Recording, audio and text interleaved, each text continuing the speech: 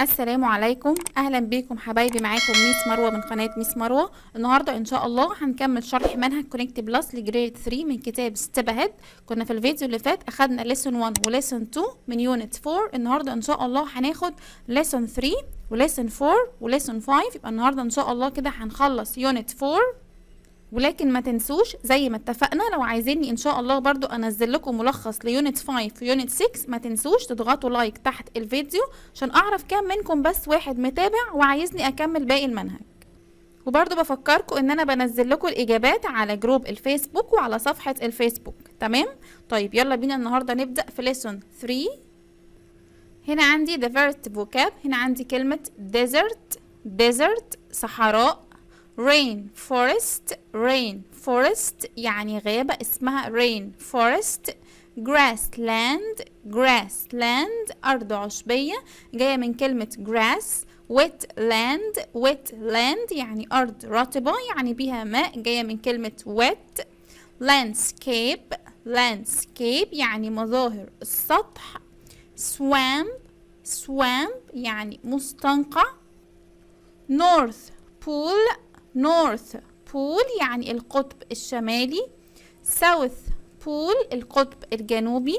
هنا عندي كلمة polar يعني قطبي سواء كان شمالي أو جنوبي. ما تتخضوش من الكلمات، إن شاء الله هنفهمها مع بعض لما نقرأ الباراجراف. هنا عندي كلمة tropical parts يعني أماكن استوائية، equator يعني خط الاستواء اسمه equator،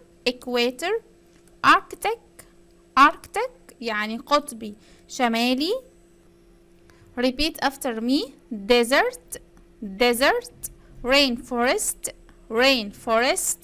grassland wetland landscape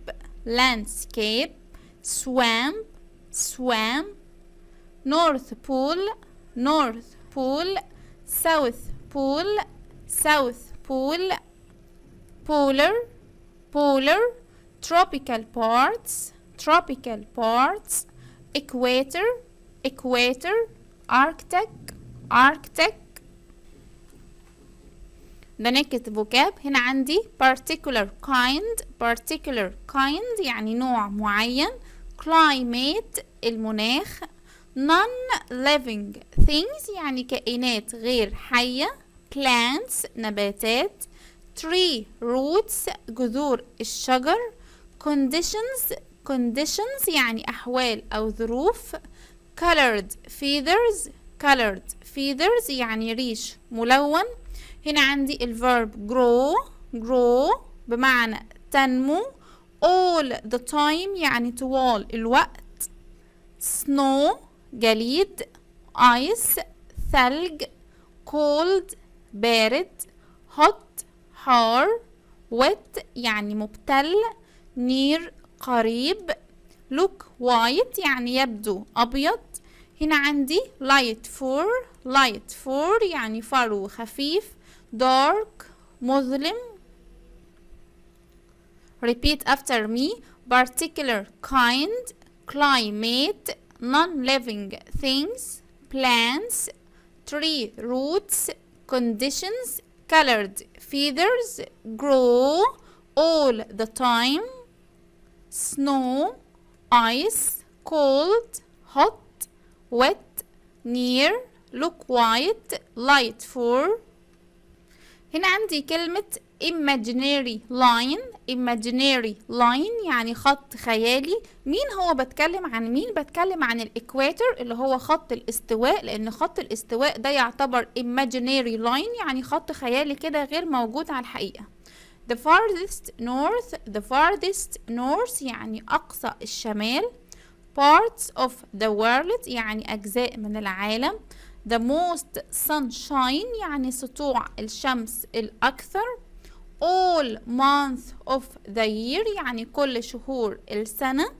هنا عندي point يعني نقطة. again repeat after me: imaginary line the farthest north parts of the world the most sunshine all months of the year point. هنا بقى نركز في جزء ال prepositions. Number 1 all over the world هي برضو أو equal around the world، الاتنين بنفس المعنى، معناهم في كل أنحاء العالم. The middle of the earth يعني منتصف الكرة الأرضية. On the map يعني على الخريطة. On the ground على الأرض. On land برضو نفس المعنى، على الأرض. In the water يعني في الماء. Repeat after me. All over the world, around the world, the middle of the earth, on the map, on the ground, on land, in the water. تعالوا بقى هنا نركز مع بعض. هنا بيقول لي a habitat is a place with a particular kind of climate and landscape. خدنا كلمة habitat دي قبل كده وكلمة مهمة جدا، وقلت ان معناها الموطن الاصلي اسمه habitat. هنا بيقول لي a habitat is a place with a particular kind of climate and landscape، بمعنى ان الموطن الاصلي ده بيكون place مكان with a particular kind بيكون فيه نوع معين من الكلايمات الطقس and landscape يعني مظاهر السطح. There are different habitats all over the world. طبعا في تنوع بين الهابيتاتس in the world يعني في العالم. They have different animals, plants and non-living things. يعني بيكون فيها أنواع مختلفة من الانيمالز والبلانتس and non-living things، يعني كل animal وكل plant بيعيش في الهابيتات المناسبة ليه، سواء كان الطقس اللاندسكيب مظاهر السطح المناسبة ليه، كل واحد بيعيش في المكان المناسب فيه. في حيوانات وفي plants بتعيش في الأماكن الحارة اللي هي hot places، وفي حيوانات أخرى وبلانتس أخرى بتعيش في cold places. طيب تعالوا كده نشوف مع بعض. هنا بيقولي compare these 3 habitats. يبقى هنا هتكلم عن 3 habitats يعني 3 كده من المواطن الأصلية. يبقى أنا هنا عندي 3 kinds of habitats. Number 1 in a polar habitat there is snow and ice. يبقى أول مكان هتكلم عليه اللي هو a polar habitat. There is snow and ice بيكون عندي جليد and ice والتلج and everything looks white يعني كل حاجة حواليها بيكون لونها white عشان أنا عندي snow، عندي جليد وعندي تلج. There aren't any trees مفيش trees خالص عندي and the plants are small والنباتات بتكون صغيرة. Animals can take shelter in burrows وعندي هنا الانيمالز الحيوانات بتاخد المأوى بتاعها اللي بتعيش فيه فين بقى؟ in burrows يعني في الجحور. يبقى كل اللي اتكلمت ده عليه بيحصل فين؟ في البولر هابيتات يعني في الموطن القطبي. طيب هنا عندي نمبر 2 بيقولي there are rainforests. هنا كده rainforests in warm tropical parts of the world يعني بتكون موجودة في الأماكن الاستوائية. Lots of animals here live in the trees. هنا عندي الانيمالز بتعيش في التريز and eat leaves and fruits وبتاكل ورق الشجر وبتاكل الفروت الفاكهة. It is hot and wet بيكون الجو hot يعني سخن كده يعني حر and wet ورطب and the trees grow lots of fruit وهنا عندي التريز بتنمو أو بينمو عليها كثير من الفروت كثير من الفواكه. طيب كل ده هنا عندي بيحصل فين؟ في الرين forests يعني في الغابات الممطرة. هنا عندي number 3 a wetland يعني الأراضي الرطبة can be wet all the time بتبقى رطبة wet all the time في كل الوقت. Wetlands can be near the sea ممكن يكون near the sea يعني جنب البحر or near a river يعني جنب النهر. A swamp is a wetland where there are lots of trees.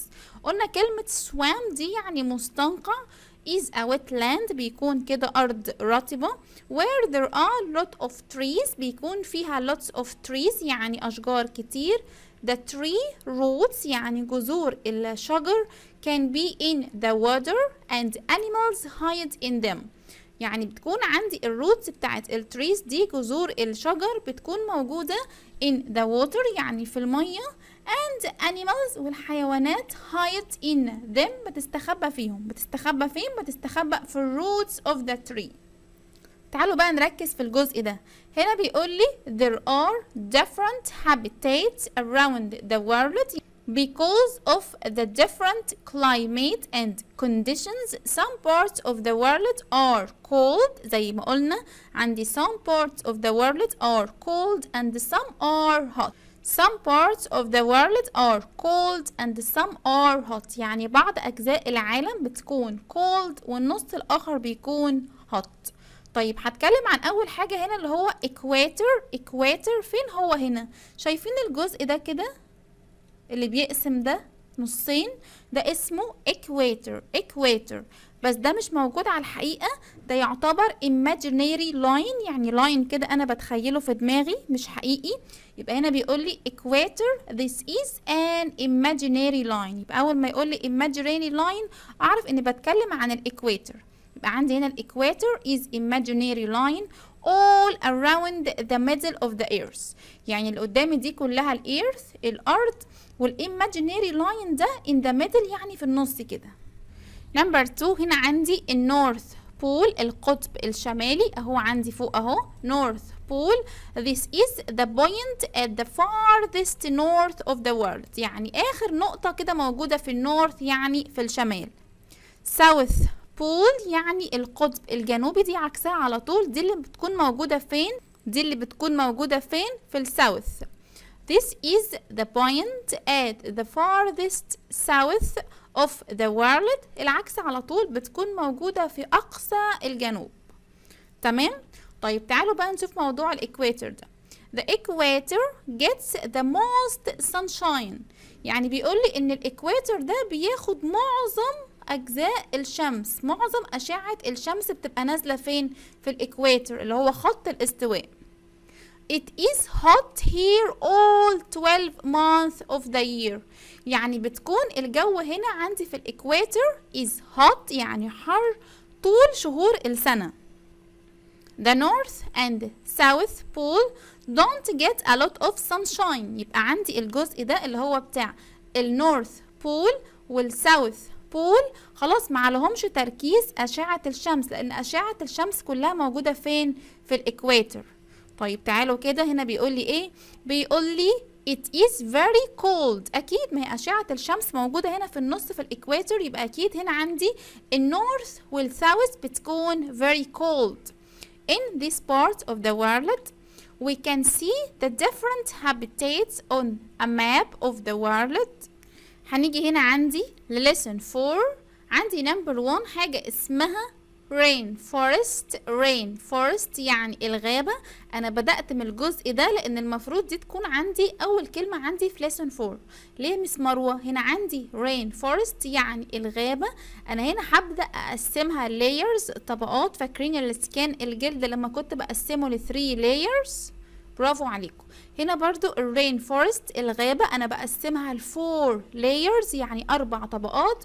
the first one اسمها emergent layer يعني الطبقة العليا، لكن ممكن أقول عليها برضو هنا عندي دول equal كده. emergent layer هي التوب layer. يبقى هنا عندي number 1 أول حاجة عندي اسمها top layer الطبقة العليا. طيب number 2 اسمها canopy layer اللي هي طبقة المظلة اللي بيكون فيها ورق الأشجار.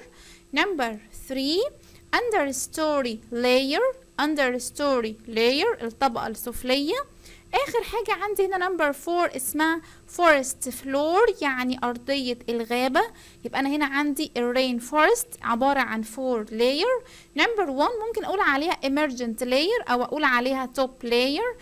number 2 canopy layer. number 3 understory layer. number 4 forest floor. هنا عندي يومد يعني رطب. support يساند أخدناه قبل كده. ecosystem يعني نظام بيئي اسمه ecosystem. inside يعني داخل. هنا عندي insects حشرات. birds طيور. spider عنكبوت. butterflies فراشات. lizard سحلية. frog ضفدع. rain تمطر. including يعني يشتمل على أو مشتملا على. fall down تسقط. through خلال أو من خلال. get through معناها يخترق أو يتخلل. above يعني أعلى أو فوق. snake ثعبان. crawl يزحف. crawl مهمة جدا. hunt for food يعني بيصطاد من أجل الطعام. amazing مدهش.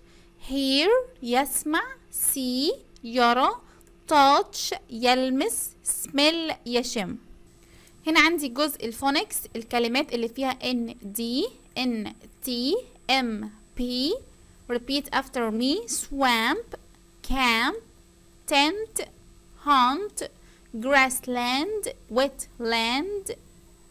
هنا بيقول لي inside the rainforest. احنا كده دخلنا الرين فورست، الغابة الممطرة او الغابات الممطرة. هنا بيقول لي a rainforest is an amazing habitat. there are many different plants. يعني هنا عندي نباتات مختلفة. plants trees animals insects and birds. it rains a lot. طالما هي اسمها rain forest أكيد it rains a lot يعني الدنيا بتمطر كتير جدا.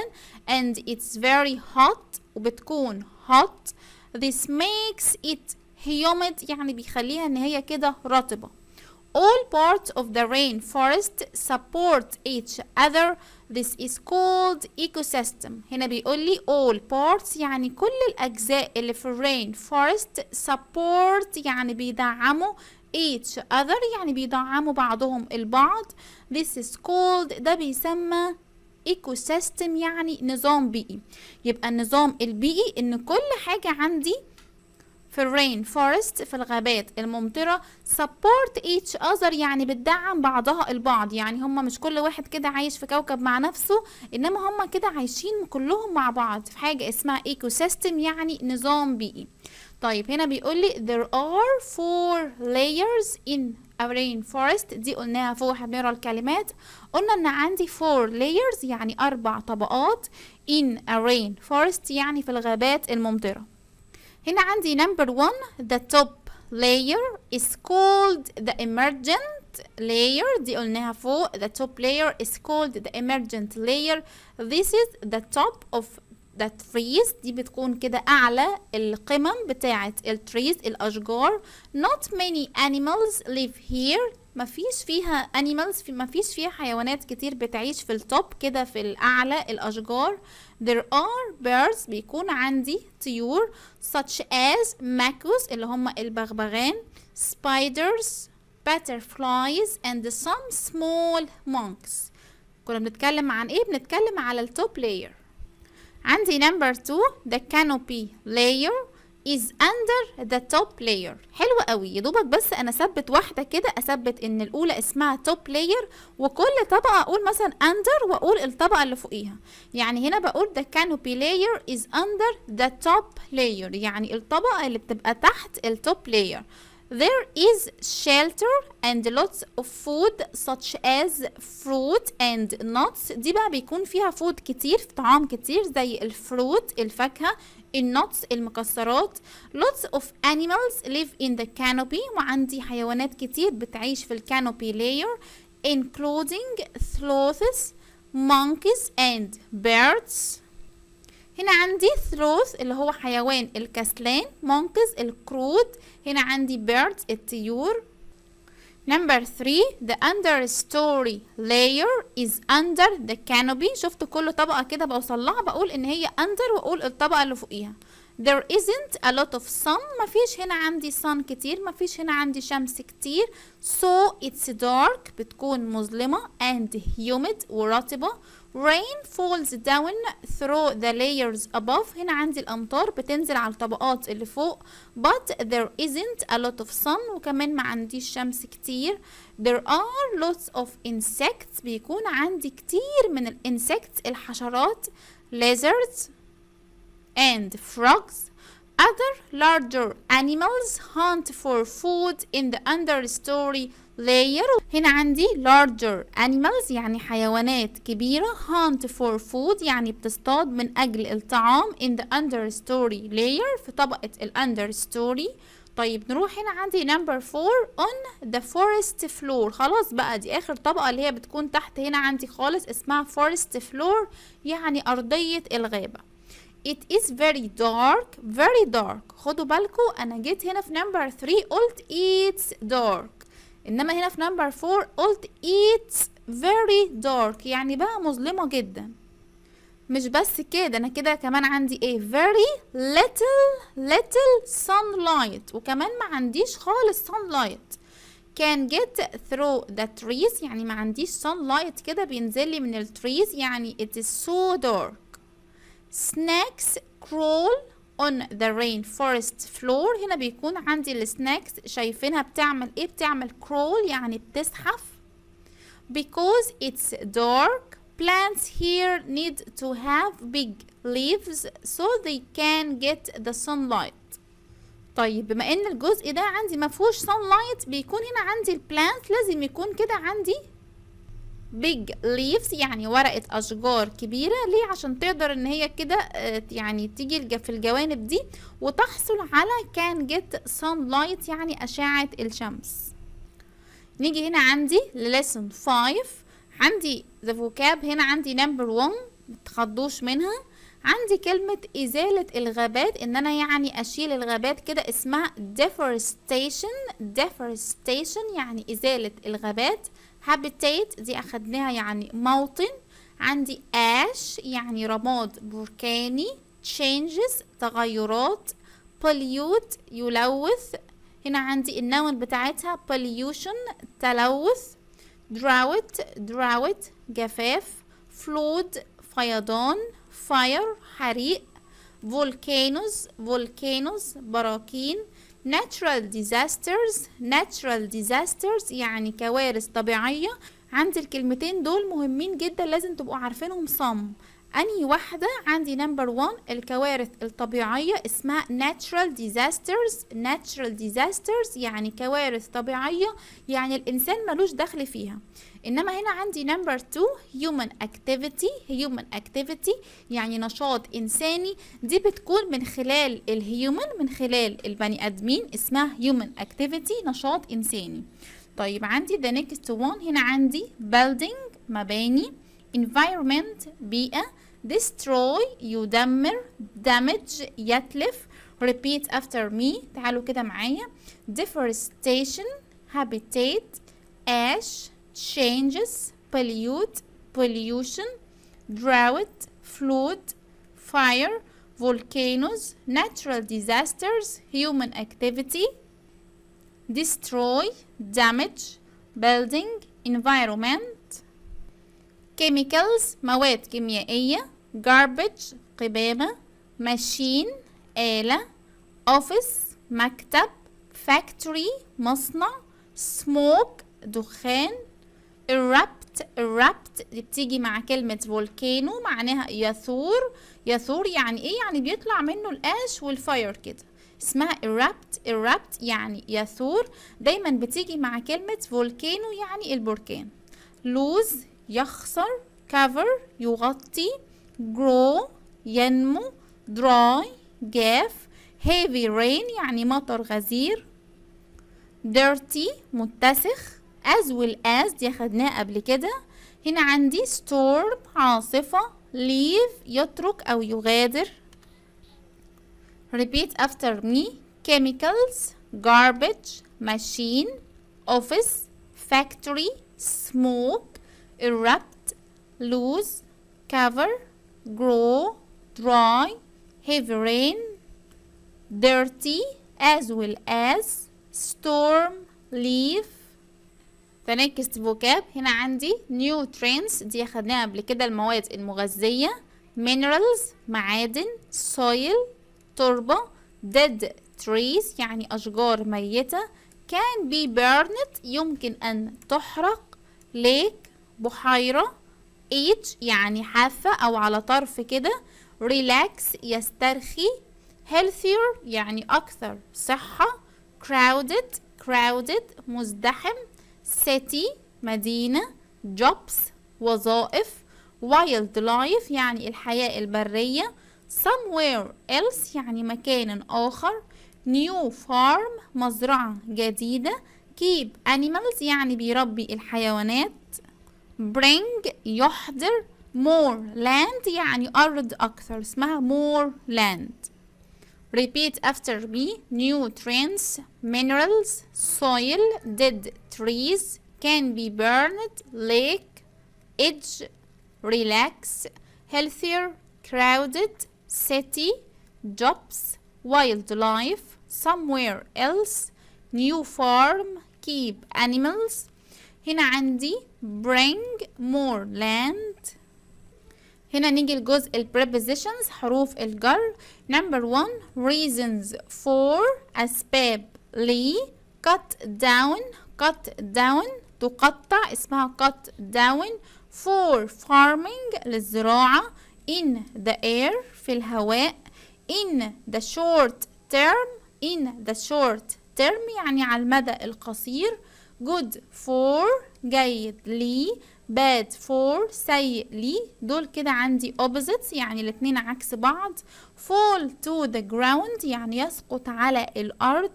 overflow of water يعني فيضان الماء. in the future يعني في المستقبل.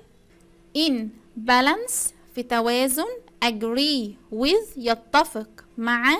put into يضع في. both of them يعني كلا من. repeat after me. reasons for cut down. for farming. in the air. in the short term. in balance. good for. bad for. fall to the ground. overflow of water. in the future. put into. agree with. both of them. نيجي بقى هنا نشرح كل الفوكاب الكلمات اللي احنا اخدناها فوق. هنا بيقول لي animals and plants live together in balance in different habitats. هنا بيقول لي الانيمالز الحيوانات والplants النباتات live together يعني بيعيشوا مع بعض. in balance الكلمة دي مهمة قوي. in balance في توازن in different habitats. But what happens when things change? There are lots of reasons for changes. طيب ركزوا معايا. أنا الأول هنا هتكلم في الشرح على الحاجات اللي بتحصل عن طريق الهيومن، عن طريق الإنسان، اسمها human activity. يبقى نمبر 1 هنا هتكلم على الهيومن activity يعني ممكن الإنسان كده يتسبب في إيه. ونمبر 2 هنا عندي الناتشرال ديزاسترز يعني الكوارث الطبيعية اللي بتحصل من خلال الناتشر الطبيعة ما بيكونش للإنسان تدخل فيها خالص. يبقى إيه المطلوب عندي في الجزء ده؟ المطلوب عندك في الجزء ده ان تعرف ان الهيومن اكتيفيتي النشاط الانساني عندي زي الديفورستيشن ازالة الغابات، البيلدينج المباني. نمبر 3 البوليوشن. انما انا هنا عندي في الناتشرال ديزاستر الكوارث الطبيعية اللي بيكونش للانسان تدخل فيها خالص عندي الفولكانوز البراكين. نمبر 2 دراوت الجفاف، فلود الفيضان. نمبر 3 طيب نمبر 4 برضو عندي مين؟ عندي الفاير. تمام، هناخدها كده جزء وهتفهموها مع بعض، هتلاقوها سهلة خالص. اول حاجة هتكلم عن الهيومن اكتيفيتي النشاط الانساني اللي بيكون للانسان تدخل فيه. عندي نمبر 1 اسمها deforestation ازالة الغابات. هنا بيقول لي people cut down forests and rainforests to use the trees or to make land for farming. هنا بيقول لي ان البيبل الناس هنا عندي cut down يعني بتقطع الفورستس الاشجار to use عشان تستخدم التريز الاشجار to make land عشان تعمل كده ارض for farming عشان تخلي الارض دي للزراعة. This destroys ده بيدمر عندي مين؟ the habitats of hundreds of animals, birds and plants. طبعا ده المكان بتاعهم اللي بيعيشوا فيه الانيمالز والبيردز والبلانتس. لما تيجي انت تشيل كل الاجزاء دي عشان تخليها كده for farming عشان تزرع فيها، طيب الانيمالز والبيردز والبلانتس اللي كانوا موجودين دول هيروحوا فين؟ ما انت كده شردتهم. تمام. طيب حاجه هنا عندي في نمبر 2 building المباني. هنا بيقول لي new buildings for homes, offices and factories can destroy habitats. هنا بيقول لي ان المباني الجديدة للهومز المنازل والمكاتب factories المصانع can destroy habitats برضو هي بتدمر الموطن الأصلي. they can be good for people يعني الموضوع ده هيكون كويس قوي للبيبل للناس هيكون عندها أماكن تعيش فيها factories مصانع but ولكن bad for هيكون سيء لمين بقى the animals الحيوانات that lose their homes يعني انت عشان تعمل مكان تعيش فيه ما انت بتاخد المكان اللي كان عايش فيه مين الانيمالز. هنا عندي نمبر 3 البوليوشن التلوث. هنا بيقول لي pollution can be on land التلوث ده ممكن يكون في اللاند في الأرض in water يعني في المية or in the air أو في الجو.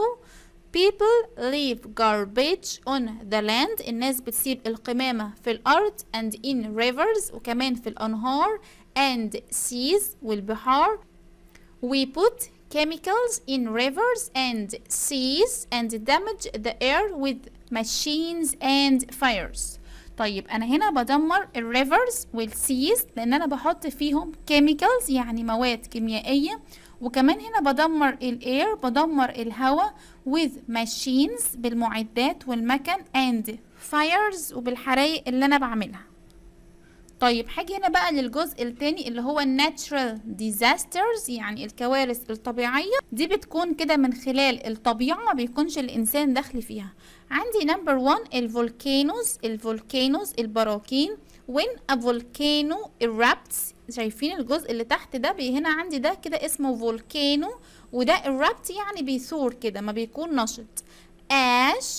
ash falls to the ground and covers it. ash اللي هو الجزء المتطاير اللي بيطلع من الفولكانو ده بينزل كده عندي على اللاند.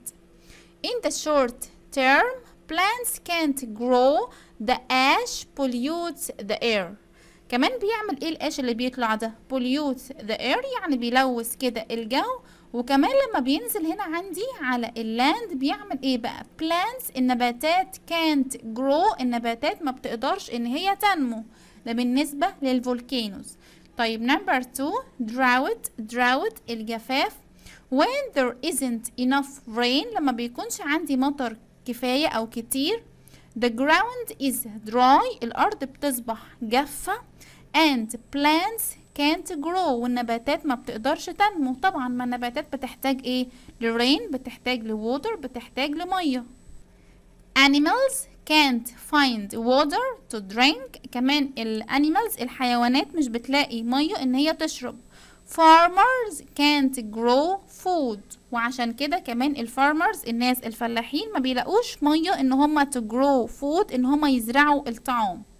طيب هنا عندي نمبر 3 flood اللي هو الفيضان ده هنا عندي مية بقى كتير جدا. in a flood there is an overflow of water to land that is usually dry. انا هنا عندي كمية مية كتير جدا. this can happen in a heavy rain بيحصل لما يكون عندي heavy rain مطر كتير جدا or a storm اما يكون عندي عاصفة. floods can destroy natural habitats as well as people's homes. دي كمان الووتر لما يكون كتير ده ممكن يجي يشيل كل الهومز بتاعت مين بتاعت الانيمالز وبتاعت البيبل يعني مش هيفرق بين الانيمالز and people. هنا عندي the last one هنا عندي الفاير الحريق. fires can happen in forests or grassland. الحرائق دي ممكن تحصل في الفورستس في الغابات or grassland يعني في الأراضي العشبية.